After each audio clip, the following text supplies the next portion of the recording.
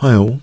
Let's examine the question of Paul Keres, why he was an uncrowned king of chess, universally regarded as one of the strongest players never to become world chess champion. Well, the USSR 1950 and 51 tournaments, he won actually both of them, and 1951 even more impressive because it had some of the giants, including Botvinnik, playing in that one. 1950 against Geller is an interesting encounter. It might not be considered as one of the best games from both sides, but it seems a fighting game. Let's have a look at it. So, the 1950 USSR Championship.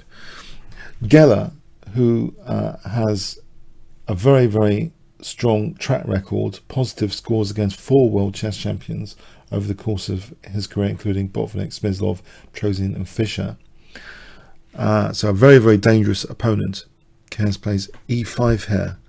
Knight f3, knight c6, Roy Lopez, bishop b5, a6, bishop a4. Now d6. This isn't so popular nowadays. It's thought to be a bit passive. Nevertheless, black has a very interesting plan. c3, bishop d7, d4, and here is one of the points. Knight ge7. If black gets his own way, he'll play g6 and bishop g7. Nice pressure on the centre. Maybe invite white to close down things with d5, put the knight back and play it like a King's Indian defence with later f5. But immediately, Geller's not having any of this. He's setting black immediate problems with bishop b3. So if black plays the natural g6, then we have knight g5. This is an awkward configuration to stop knight g5. And what does black do here? So we have a move necessary, h6, to stop knight g5, but it weakens, of course, a little bit subtly that f5 square. And now, again, white doesn't play routinely with casting as then g6 and then black gets on with bishop g7. White plays instead here the move knight h4. And there's problems set here. If g6 now, can you see what white can play? If I give you 5 seconds to pause the video. This didn't happen. Black played a different move, but the natural looking for bishop g7 here, what does white have? If I give you 5 seconds here. Okay, white has queen f3. I mean, black would have to do an awkward move like rook h7 just to protect f7. The alternatives don't seem so hot in this position, like bishop e6, there's d5. So, okay, so we have against this an appropriate, what seems to be an appropriate antidote, that black in this position plays knight c8 actually instead of g6, hitting that knight. Knight comes to f5. g6, the knight goes back to g3. So black seems to have accomplished his aim of fianchetting the bishop at least, and there's pressure on d4.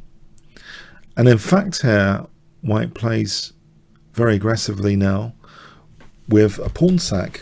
White just simply castles. So throwing another gauntlet to black, does black dare take on d4? Isn't it giving white a dangerous initiative? Well, nevertheless, even if black takes or not, white's going to be playing for f4 here. If black castles f4, and then that seems dangerous. So black did actually take on d4, and we have f4. So for a pawn, white seems to have a dangerous initiative. In fact, Paul Keres takes on c3 here. There's definitely a pawn up, but at some cost to his development. Knight b6. And now f5. Yeah, it just seems extremely dangerous position. Knight b6 at least facilitates in theory the possibility of casting queenside. And it seems, according to our engine friends, that in this position, black could try and pursue casting queenside the plan, but has to play in this position queen h4. He didn't. Queen h4 would seem to hold the balance in the position. There are certain things here going on, like the possibility of check and bishop e5, where the black king might even be able to castle queenside. Yes, it looks like dangerous like here, but this kind of thing isn't so dangerous.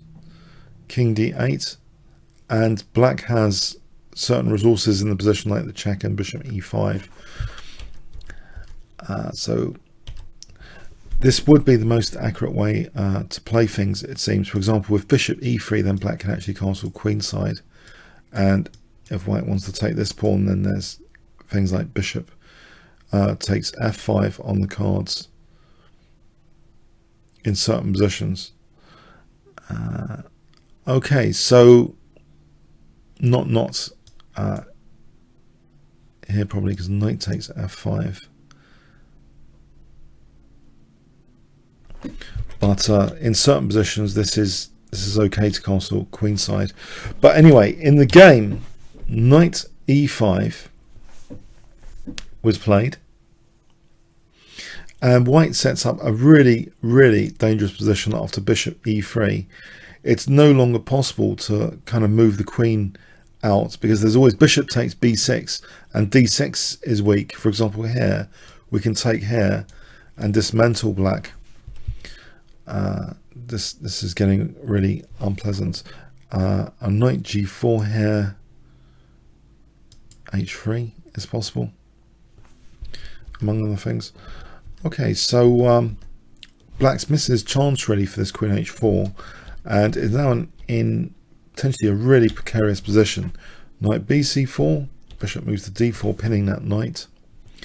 Bishop b5, and white correctly strips open the f-file, so the black king's still in the center. It should be a disaster for black, but white absolutely self-destructs here.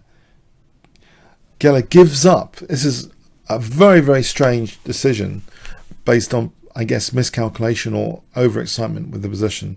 He actually played the forcible move, bishop takes c4, and then bishop takes e5, and then the ridiculous queen a4 check, where just b5, and black just ends up being better here, just collecting the bishop pair against the two knights.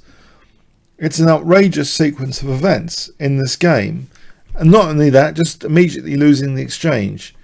Now, before we move on from that, I think it's definitely worth noting that in this position, can you see white has a very strong move which engines pick up. It's absolutely crushing actually for white, technically, this position. If I give you 5 seconds here, what would you play in this position?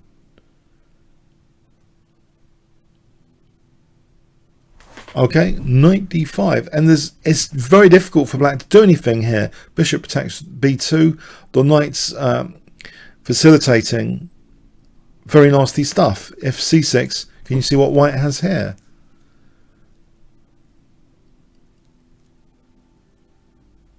Okay, knight h5 is an absolute bone crusher here. If takes, this is like a mating sequence. Queen takes h5 check. We have queen f5 check here. The king's not running to safety at all, and in fact it's being driven back here. And then after queen e6 check, it's checkmate. Next move, it's going to be checkmate. Yeah, knight d5 is absolutely a bone crushing move. What does black actually do in this position? This knight h5 is happening anyway. What does black do? It's just brutal. But yeah, there was a self-destruct, an absolute self-destruct, spectacular really, giving up both bishops and then playing this check. Okay, and just losing the exchange. Black basically is the exchange up here. Knight d5, yes, threatens c7, but black plays a forcing move himself now and simply defends with king d7, both c6 and c7. Now starts coordinating his pieces. Rook f8 threatens, rook takes f1, queen takes f1, bishop d4 check, winning immediately. Pardon me. Sorry, it threatens queen f2 check and queen takes f1, winning immediately. So say takes, let's show that check, queen takes f1.